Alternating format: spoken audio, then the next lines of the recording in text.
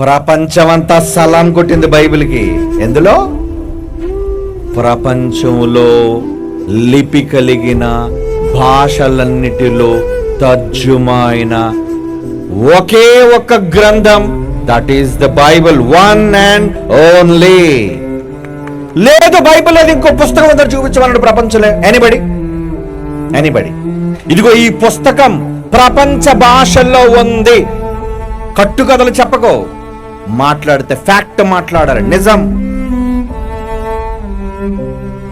ఇది నిజమని మనం ఎలా చెప్పగలం? మనిషి Guinness book of world record, ఎవరైతే రికార్డుని అధిగమిస్తారో వాళ్ళకి ఇచ్చే అత్యద్భుతమైన పురస్కారం అది. అది దేనికి వచ్చిందో తెలుసా? కోట్ల కోట్ల కోట్ల కోట్ల ప్రపంచ దేశాలను పుస్తకాలన్నిటినీ పోగేస్తే ఈ పోగంతటిలో పైన నిలబడింది ఏది? That is the Bible, one and only Bible. అది చెప్పడానికి గర్వపడాలండి. నేను చెప్పడానికి చాలా ఇష్టపడతాను, ఎందుకంటే అది నేను చదివిన గ్రంథం,